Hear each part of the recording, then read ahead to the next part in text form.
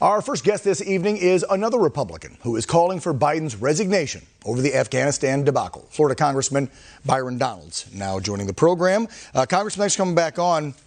You know, we haven't had you on since this all started, so first and foremost, let me just get your reaction to what has been happening over the last week and a half in that country, not only to our troops, but American citizens and the Afghani interpreters and folks that fought along beside us. Well, the first thing is that this is the greatest foreign policy disaster I've ever witnessed. Talking to other people who've been around longer than me, this is greater than they've ever witnessed. People have been trying to compare it to Saigon because the pictures are eerily similar, but this is worse than Saigon because we were really in no threat or danger at all of having to do anything.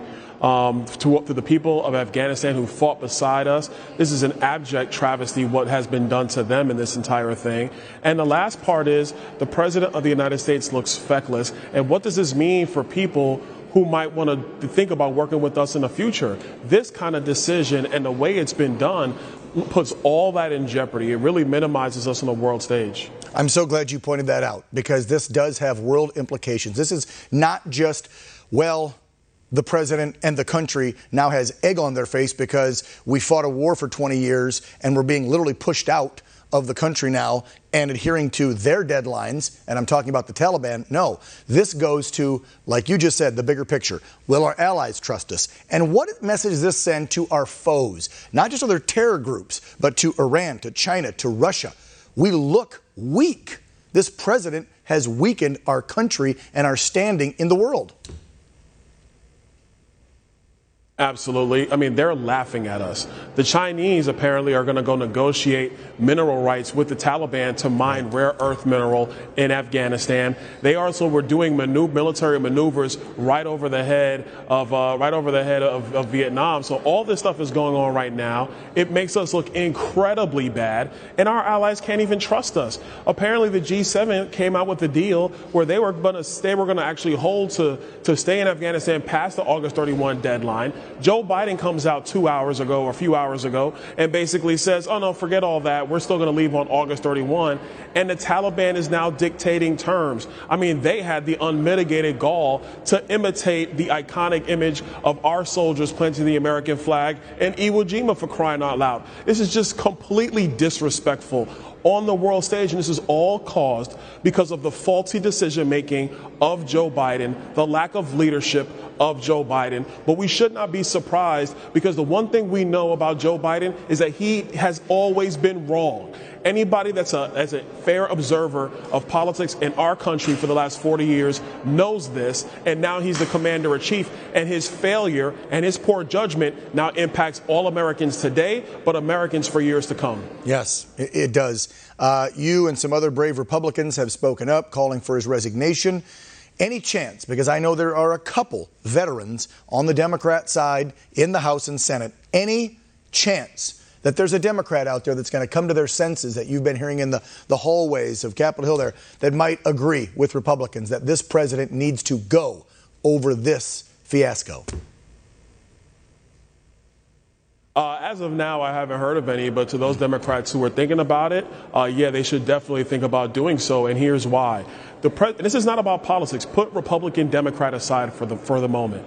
This president has so weakened himself as a leader, as our commander-in-chief, in ways that no other president in the modern era has. And the closest is Jimmy Carter. I'm not even sure Jimmy Carter was looking this bad as the way Joe Biden is looking. He's looking completely feckless in all corners. This speaks to America's leadership capability in the world. This is not just about whose party gets to sit in the White House. It's bigger than that. That's why I'm calling for his resignation. I think it's important that Democrats look at what's going on in our political framework, what's going on geopolitically, what our allies are saying about us, and they need to come to that same conclusion. They should do it quickly. Is there any possible way, Congressman, being that the Democrats have control of the House by, 5 or 6 seats, and it's an even split down the middle in the Senate, is there any hope that any legal action can be taken by the Congress against this president while they're still in control? No, because Nancy Pelosi won't hear of it.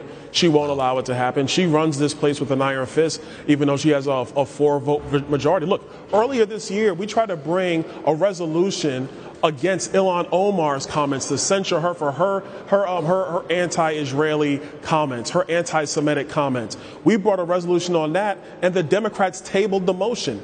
Every time we've tried to bring something to actually call into light what's happened on Capitol Hill, it's been tabled by the Democrats. It will be no different here. And this is truly sad, because this is past what you think about a phone call that might have happened, or no matter what you think about the handling of COVID-19 or whatever the case might be. This is about American leadership. The American leader, the President of the United States, matters globally. It matters internationally. It matters here right at home. Joe Biden's been wrong on everything in his first 7 months. So why would we trust anything that he says that is actually going to be accurate and come out the way he says? It's simply not going to happen, because we've already seen the proof these first 7 months. Well, and we've seen him lie again and again on this matter.